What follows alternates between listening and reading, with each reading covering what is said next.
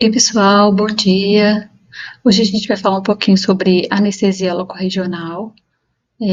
Nós tivemos uma aula ótima ontem, né, sobre este assunto. O Eduardo explanou sobre esse conteúdo e a gente vai reforçar um pouquinho, sobre este tema.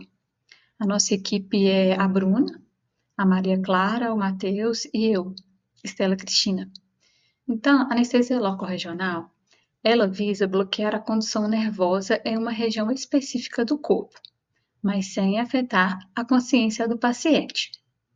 E aí a gente vai diferenciar o que é uma anestesia geral, o que é uma anestesia locorregional, o que é uma anestesia central, para a gente estar destrinchando todo esse conteúdo.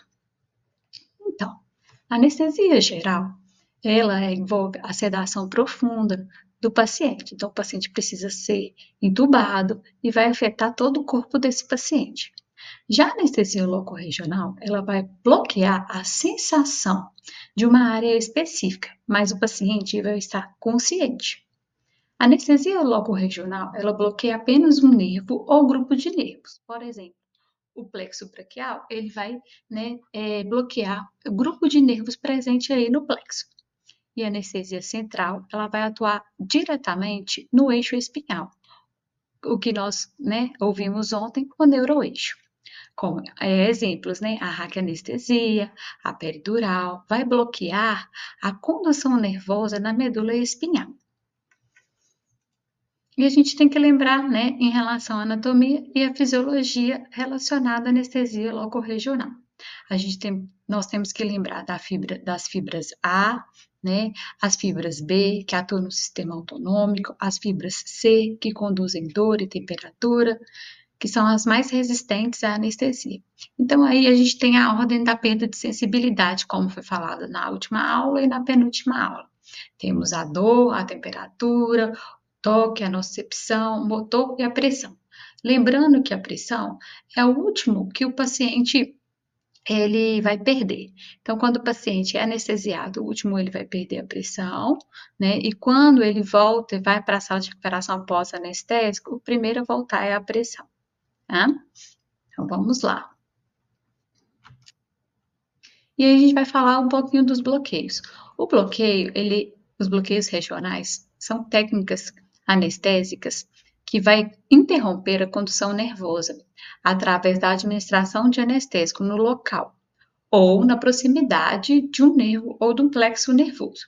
Então a gente vai fazer no plexo braquial, né, que pode fazer supraclavicular, infraclavicular ou axilar, no membro superior, que pode ser um nervo específico, por exemplo, no nervo ulnar, nervo radial, no membro inferior, que pode ser também no nervo específico, que pode ser no nervo femoral, os nervos digitais,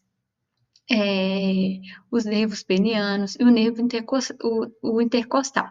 Lembrando que o intercostal ele é muito irrigado, então a gente tem que ter uma certa cautela com ele. O plexo braquial ele é formado pelas raízes de C5 e T1 e tem raízes, troncos, fascículos e nervos. E aí novamente, né, é onde que nós podemos fazer anestesia locorregional ou bloqueios regionais. Aí outro tipo, né, de anestesia é a anestesia central. Anestesias centrais ela engloba as raquianestesias, as anestesias peridural, anestesia epidural e epidural sacra. A raquianestesia consiste em você colocar a solução anestésica na região que a gente chama subaracnoide. Anestesia, a peridural, consiste em colocar a solução na região que a gente chama a região epidural. E a anestesia epidural sacra consiste em colocar a solução anestésica na região sacral. Lembrando que nós temos que retornar um pouquinho da nossa anatomia, né? Que a gente tem as meninges divididas em dura mater, pia mater e aracnoide. Então, cada meninge ela é dividida e tem os seus espaços. E aí a gente tem algumas contraindicações relacionadas às anestesias centrais. O paciente pode recusar essa anestesia, a não ser que esse paciente esteja em uma situação de emergência, né? Mas fora disso, o paciente pode recusar. Distúrbios de coagulação, paciente que tem distúrbios de coagulação, que toma medicamento para, né, o anticoagulante é contraindicado por causa de risco de extravasamento de sangue, né? Infecções que podem ser locais e sistêmicas, infecções locais como a furunculite, sistêmicas também. E hipovolemia grave, por quê? A hipovolemia grave vai ter uma diminuição do líquido cefalorraquidiano. E aí também pode aumentar a toxicidade. E aí a gente tem a raquianestesia. A raquianestesia a gente classifica quanto à densidade. A densidade pode ser hiperbárica, isobárica ou hipobárica. A isobárica, quando a densidade da anestesia é igual à do líquido cefalorraquidiano. A hiperbárica, quando a densidade da anestesia é maior do que a do líquido cefalorraquidiano. E a hipobárica é quando a anestesia é menor do que a do líquido cefalorraquidiano. Então, dependendo do local que você queira atingir, né, para ser anestesiado, você vai ter esse conhecimento para diferenciar qual anestesia você deve utilizar. E aí a gente tem a altura da aplicação. Lembrando que essa altura ela vai depender do local que você gostaria de estar fazendo, bloqueando a região. Então, colocar normalmente T4, T3, T10, T12 e L1, mas vai depender do local que você queira anestesiar. Tem a raquianestesia, os efeitos. Ela faz o bloqueio do simpático, faz a vasodilatação, a gente tem o menor retorno venoso, pode acontecer a queda da pressão arterial e da frequência cardíaca. E a gente também tem as complicações.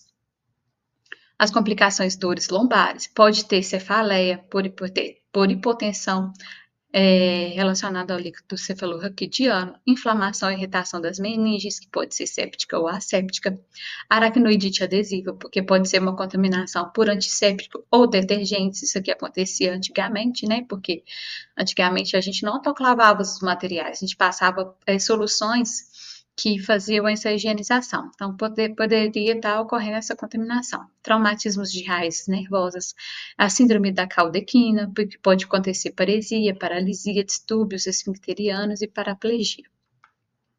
A gente tem a epidural sacra, que se difere da peridural por via de acesso. Ela é exclusivamente pelo hiato sacral. Ela é mais frequente em crianças, né? A gente faz mais em criança porque o sacro é menos curvo, o do adulto é mais curvo, a palpação é mais facilitada, a difusão da solução é mais livre. E complicações, pode ter perfuração de fundo sacral dural. No adulto a gente faz só quando é cirurgia da região inferior, né, que a gente fala região pélvica, e aí a gente faz mais essa epidural sacral.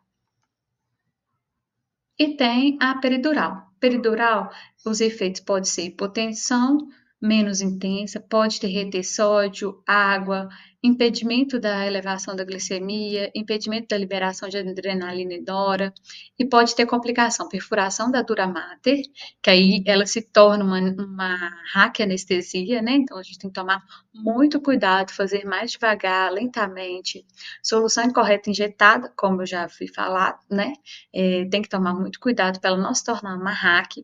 Pode acontecer uma intoxicação e pode ocorrer um hematoma epidural. Então, lembrando que a peridural ela é melhor em pacientes cardiopatas, né? Porque a hack ela diminui a PA.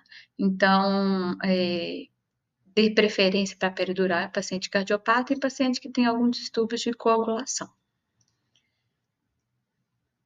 Aí são as nossas referências. Caso necessite de caso tenha alguma dúvida, pode procurar a equipe. Desde já agradeço muito. Bons estudos, pessoal!